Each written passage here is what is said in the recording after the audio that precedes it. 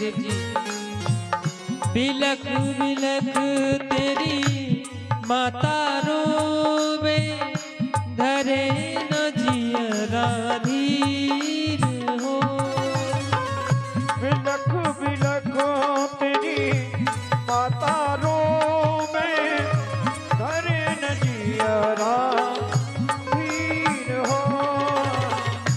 जैसे बिन बछड़े की गैया, तैसे ही हो ये अधीर हो। जैसे बिन बछड़े की गैया, कैसे रोए अधीर हो। तू बेटा बारे ना भूल जिए, जब लाने धर के को पहुँचायो गोकुल धाम रे। बेटा दुनिया रटेगी तेरो नाम रे।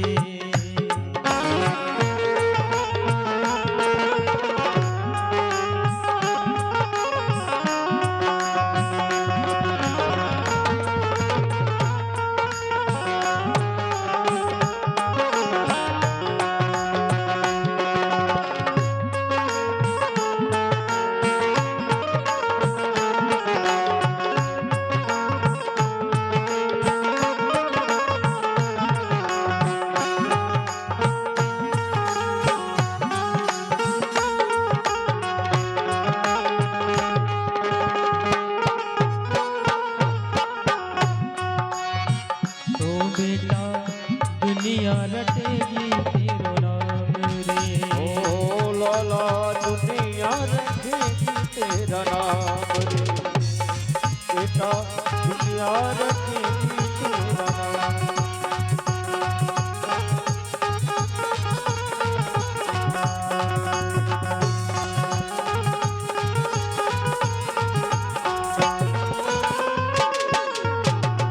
रोते हुए वसुदेव जी चले जा रहे हैं भगवान की याद करते हुए। जैसे ही जेल के पहले दरवाजे पर पहुंचते हैं, जैसे ही पहले दरवाजे के अंदर हुए तो पीछे से दरवाजे अपने आप एक एक करके बंद होते चले गए।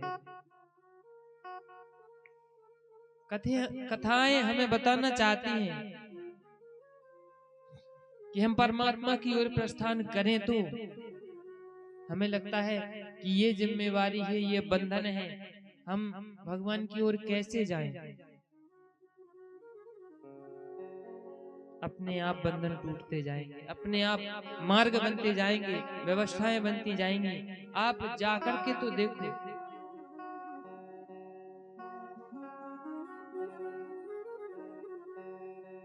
और जब भगवान को लेकर जा रहे तो दरवाजे खुले क्यों? कन्या को लेकर आए तो लगे क्यों? अर्थात जब हम भगवान को पकड़ते हैं, भगवान को खुद को सौंपते हैं, तब हमारे संसार के जितने भी सुख सुविधाओं के एवं सत्संग इत्यादि के कुछ भी दरवाजे बंद हो ना, सब खुलते जाते हैं और हमारी बुद्धि के भी दरवाजे खुलते जाते हैं। और कन्या को लेकर आए तो वो दरवाजे बंद क्यों हुए? कन्या माया स्वरूपिणी है। जैसे हम केवल माया को पकड़ते हैं, माया को पकड़ने के लिए जाते हैं, तो भगवान की ओर से सारे दरवाजे बंद होते जाते हैं और हम बंध जाते हैं। बंधते कैसे हैं? कहते हैं ना, हमारे ऊपर बहुत जिम्मेवारी है, कंधों पे बहुत भार है। किसी के कंधे पे वजन रखा देखा कि वहां हम जिम्मेवारी हम सर पे रखे या कंधे पे रखे, कभी देखी? कहाँ रखी है जिम्मेवारी? दिखी? कहाँ से लगता है? मन से, मन से ही तो लगता है। और भगवान कहते हैं, जननी जनक बंधु सुत दारा। जननी जनक बंधु सुत दारा। तनु धन भवन सुहृद परिवारा। तनु धन भवन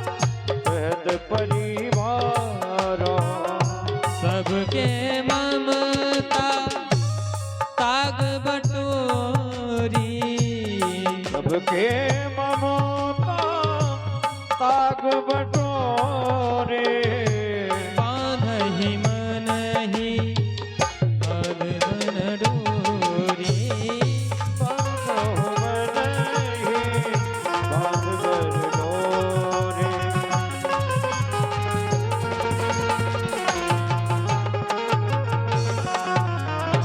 जननी जनक बंधु सुत दारा, माता पिता भाई बहन पुत्र पुत्री शरीर और भवन और स्वयं की जो ममताओं की रस्सी है ना, भगवान कहते हैं वो सब मेरे चरणों में स्वयं आकर के ये सब की ममताओं की रस्सी लेकर के जो व्यक्ति अर्पण हो जाता है ना, क्या करता हूं मैं? कहते हैं जैसे एक कंजूस व्यक्ति को धन प्रिय होता है ना, ऐसे ही वो व्यक्ति मुझे प्रिय होता है, मैं उसे छोड़ता नहीं हूं कभी।